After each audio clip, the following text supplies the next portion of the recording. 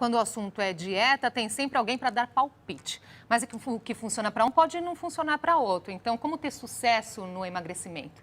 Para conversar com a gente sobre esse assunto, recebemos Antônio Herbert Lancha Júnior, professor titular de nutrição da USP.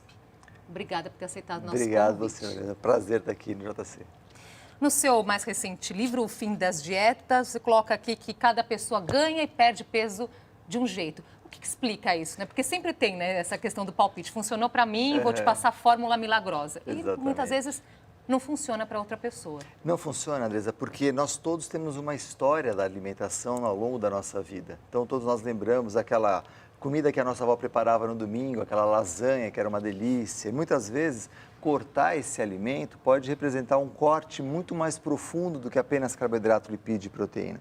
Então, a ingestão alimentar, ela está muito relacionada com as nossas questões emocionais, com os nossos afetos, com os nossos sentimentos. Que geralmente não é levado em consideração. Exatamente. Quer dizer, as pessoas banalizam essa relação, essa importância que o alimento tem com os sentimentos, com o afeto, e tratam isso de uma forma secundária. Quando elas identificam que aquilo faz uma falta emocional muito grande, ela volta a consumir e a dieta vai por água abaixo. Agora você sugere a partir daí que cada pessoa tem então a sua própria fórmula, o seu próprio método de emagrecimento. Exatamente. Mas por onde começar? Por onde começar? Hoje em dia, a informação ela é muito democrática, então as pessoas podem rapidamente acessar as fontes de informação e saber o que acontece com carboidrato, lipídio e proteína na alimentação delas.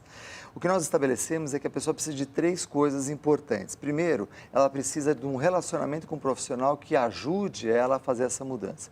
A segunda coisa, uma reestruturação, e a terceira coisa, uma repetição. Se ela faz isso, ela consegue efetivamente mudar o hábito alimentar dela. Caso contrário, ela tende a voltar ao padrão anterior que ela possuía. Quer dizer, e tem relação também com a pessoa perceber o que engorda para ela, porque muitas vezes, né, tem gente que fala, eu comi lá uma massa, um hambúrguer, tu fala, nossa, você tem sorte, não aconteceu nada com você se eu como isso, né? O organismo reage de forma diferente. Tem que ter esse conhecimento também. Tem que ter esse conhecimento, eu acredito muito num mindset, ou seja, você ajustar a sua mente para aquilo que você está fazendo. E não é uma refeição que vai engordar você, ninguém engorda pela exceção, a pessoa engorda pela regra. Então, se ela consegue ter uma regra alimentar balanceada, equilibrada, um dia que ela consome alguma coisa diferente, não vai fazer nenhum estrago na vida dela. E isso é muito importante. É importante que a pessoa se dê de presente a algumas ilhas. Eu digo assim, se você pular aqui em Santos e nadar até Angola, você vai conseguir fazer uma travessia? Provavelmente não. Mas se você tiver uma ilha, ao longo do trajeto, a cada 1000 metros, você consegue chegar em Angola nadando.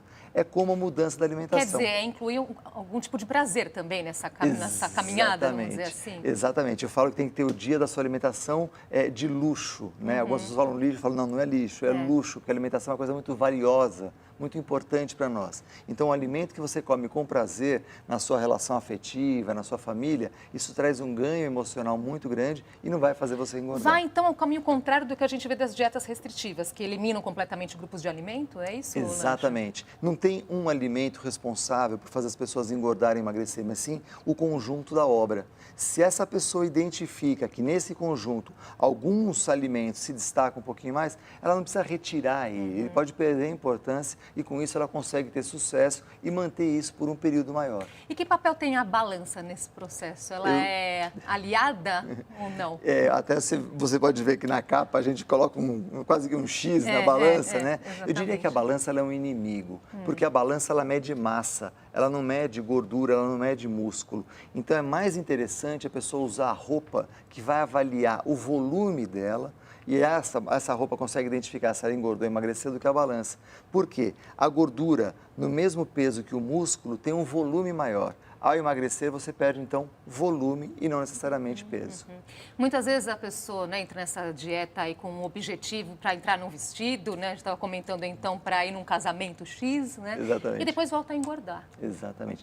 A gente coloca no livro isso, que assim, quando você pensa em mudar um hábito, o seu hábito antigo continua dentro de você.